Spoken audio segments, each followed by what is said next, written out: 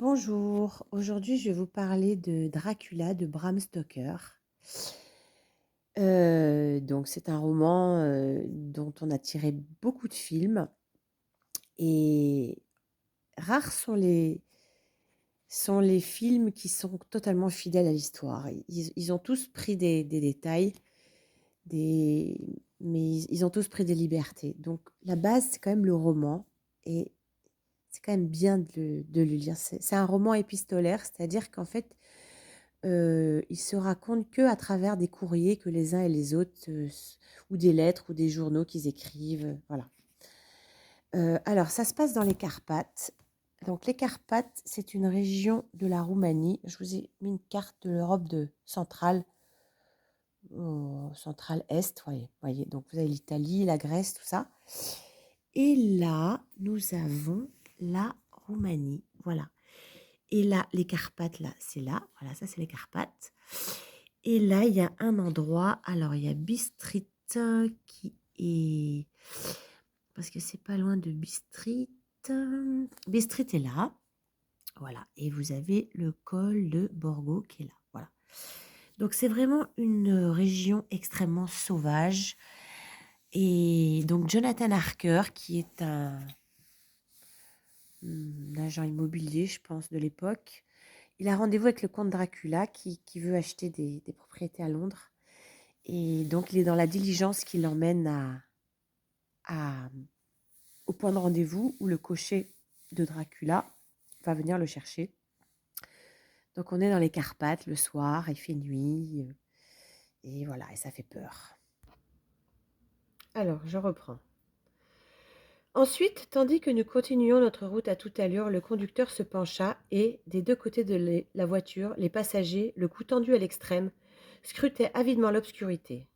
Il paraissait évident qu'ils s'attendaient à tous à ce qu'il se passât quelque chose de passionnant, mais bien que j'insistasse auprès de chacun des voyageurs, personne ne voulut m'apporter le moindre éclaircissement.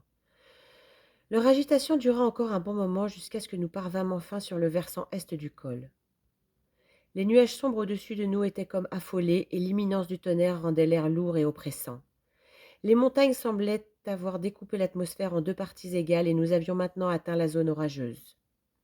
Je cherchais des yeux le moyen de transport qui devait m'emmener jusqu'au comte. Je m'attendais à tout moment à voir la lueur aveuglante de lanterne percer l'obscurité. Mais l'obscurité persistait.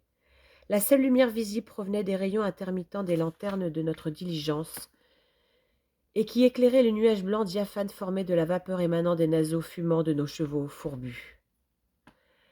Nous pouvions aussi apercevoir la route de sable blanc devant nous, mais de véhicules point. Les passagers reprirent leur position assise en poussant un soupir de contentement qui contrastait de façon presque comique avec mon sentiment de déception qu'ils ne pouvaient pas ne pas avoir remarqué. Je commençais à chercher une solution alternative quand le conducteur, regardant sa montre, dit aux autres voyageurs quelque chose que j'arrivais à peine à entendre du fait qu'il parlait vraiment tout bas. Je crus saisir 1 heure de moins que prévu. Puis s'adressant à moi dans un allemand encore pire que le mien, « Il n'y a pas de voiture ici. Sans doute parce que monsieur n'est pas attendu. Il peut donc continuer jusqu'en Bucovine et revenir demain ou le jour d'après. Mais le jour d'après, c'est mieux. » Tandis qu'il parlait, les chevaux commencèrent à hennir, renifler bruyamment et piquer de la tête, tant et si bien que le conducteur dut les relever en tirant brusquement sur les rênes.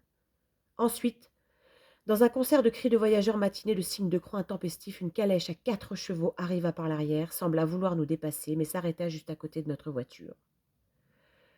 Je pus voir, grâce aux lueurs de nos lampes qui les éclairaient, que ces chevaux étaient d'un noir de charbon et des bêtes splendides. Ils étaient conduits par un homme de grande taille portant une longue barbe brune et un chapeau noir à larges bords qui nous dissimulait presque entièrement son visage. Je ne pus qu'entreapercevoir le reflet très brillant de ses yeux, qui semblaient de couleur rouge, à la lumière des lampes juste avant de se tourner vers nous. Il s'adressa au conducteur et lui dit : « Vous êtes en avance ce soir, mon ami. » En guise de réponse, l'homme bredouilla : « C'est que le monsieur anglais était pressé. » L'étranger répliqua aussitôt : « C'est pourquoi, je suppose, vous vouliez qu'il vous accompagnât jusqu'en Bucovine ? Vous ne pouvez pas me tromper, mon ami. Je sais tellement de choses et mes chevaux sont si rapides. » Sur ces mots, il se mit à sourire et la lueur d'une lampe éclaira soudain un visage qui me parut dur. Peut-être était-ce dû au contour de sa bouche dont les lèvres rouges sang découvraient des dents pointues, d'un blanc d'ivoire. Je n'étais pas le seul à en ressentir une impression de malaise, puisque l'un de mes compagnons murmura à son voisin en desserrant à peine les lèvres l'un des vers les plus connus de Lénore de Burger. Den die Toten reiten schnell. Car les morts vont vite. Le conducteur étrange d'une calèche qui ne l'était pas moins dut entendre ces paroles, car il releva la tête d'un geste brusque et regarda l'imprudent voyageur avec un sourire presque inquiétant. Le passager détourna aussitôt la tête tout en se signant d'une main et en pointant 2 doigts de son autre main en direction de l'homme qui se contenta de dire « Passez-moi donc les bagages du monsieur. » Mes valises furent immédiatement placées dans la calèche. Je descendis du côté où était stationnée la voiture dans laquelle le conducteur m'aida à monter en m'agrippant le bras d'une poigne de fer. Cet homme semblait être d'une force tenant du prodige. Sans un mot, il agita ses rênes, les chevaux firent demi-tour et nous disparûmes dans l'obscurité du col de Borgo. En regardant en arrière, je vis à la lueur des lanternes de la diligence la vapeur d'eau s'échappant toujours des naseaux des chevaux et surtout les silhouettes de mes compagnons se signant encore et encore. Le conducteur fit claquer son fouet, rameuta ses chevaux et ils disparurent de ma vue et de ma vie en direction de la Bucovine. Il semblait s'enfoncer dans les ténèbres et j'eus soudainement très froid. D'un froid qui n'avait rien à voir avec la température ambiante et un atroce sentiment de solitude s'abattit sur moi. Mais le manteau jeté sur mes épaules et la couverture placée sur mes genoux dissipèrent un peu, à peine, cette impression. Le conducteur me dit dans un allemand excellent « Il fait plutôt frisquet, mon bon monsieur, et le comte, mon maître, m'a recommandé de prendre bien soin de vous. Il y a une goutte de Slivovitz. Il y a une gourde de Slivovitz, l'alcool de prune local, sous le siège, si vous en éprouvez le besoin. » Je ne le pris pas au mot, mais de savoir que l'alcool était là me réconforta néanmoins. J'étais agité de sentiments étranges et contradictoires et dont la peur n'était pas absente. Si j'avais eu le choix, une solution alternative, n'importe laquelle, je crois que je l'aurais immédiatement saisie, au lieu de continuer ce voyage nocturne vers un lieu qui m'était de surcroît totalement inconnu.